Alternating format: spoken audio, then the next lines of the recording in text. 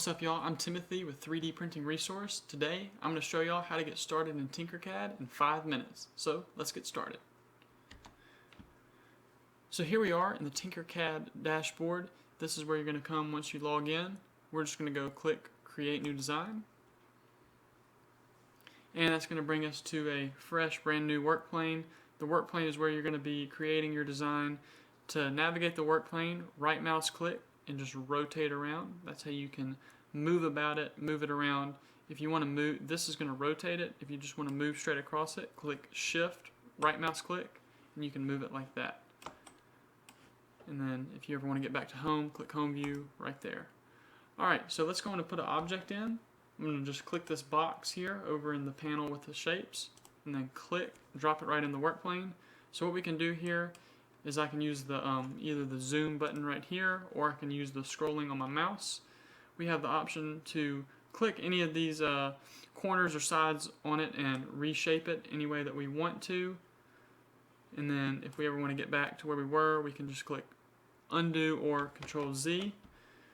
To proportionally grow this cube here, I click Shift and then left mouse click any of these, either the corner, the sides, the top, it doesn't matter. As long as you click Shift on your keyboard and then move it, it will proportionally grow the cube, and all sides will grow at the same rate. So it comes at 20 by 20 by 20.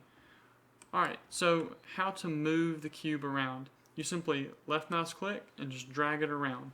You can move it like that, or if you want to, select it and then use the arrows on your keyboard. I'm going to just move it to the left some, move it this way. And just note that you have your snap grid down here. That's where you choose how much it moves per click or when you're moving it around with your mouse. So if I move that to 5 millimeters, now when I click my arrows, it moves it 5 millimeters at a time. If I move the snap grid down to 0.1 and I click, we're barely moving. So 1 is probably a good snap grid for most people, especially if you're just getting started. That's going to help you be able to move it around pretty fluently, but also it'll help it snap into place in a lot of cases. So let's go on back to the home view. Now let's go on and bring another object in. I'm going to bring a cylinder in and just drop it right there. It's also 20 by 20 and then 20 millimeters tall. So what we want to do is we want to see how to group objects together, because that's how we're going to create designs. So I'm going to reshape this a little bit. I'm going to make it taller, and I can either do that by dragging this icon at the top of the cylinder up and down, or I can select the number, and let's say I want to make it 35, enter, and now I know that it's 35 tall, but it's maintained 20 by 20 in the other dimensions. So let's just drag it over here to the cube. I'm going to select both of them and click this button over here that says Fit to View Selected Shapes, and it's going to come in nice and close around those two and help me to focus in on those. So I want to shrink down the cylinder a little bit to help it fit better on top of the cube. So I'm going to click Shift and then the corner here. Oops, I had them both selected. Select just the cylinder and then Shift, and then we can shrink it down proportionally. So now I want to get it close to center just about. Now before I group these items, before I make it one single design, I'm going to highlight both of them, and I'm either going to come up here and click Align, or I can click L on my keyboard, and I have the option to center it from different angles. So I'm going to center it along that line, and then I'm going to center it along that line. Now if I look at my top view, now I can see that I am perfectly centered. This cylinder is perfectly centered within this cube. So I'm going to deselect everything. Now I want to select both of them together, and I'm going to group them. So I can click here, and it's also Control G will work. So we're just going to click that, and now this has become one single object.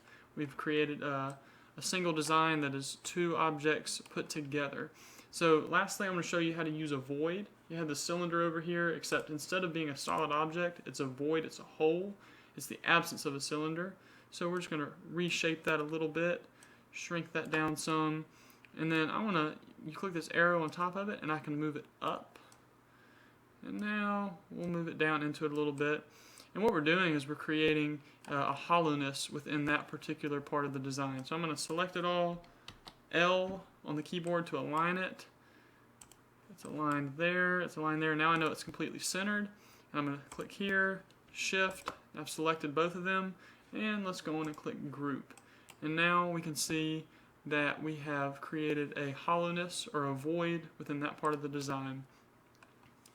Last thing you need to know how to do to get started in Tinkercad is know how to duplicate certain objects.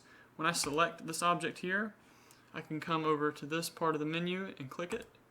And what we have done is we have created a duplicate of the design that we had selected, and now I just simply drag it off, and it is just like a clone.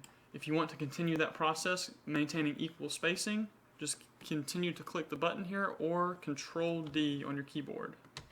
Control D, Control D, Control D, and we can continue to do that process. That is how, if you want to make multiple exactly matching items the easy way, that's how you can do that.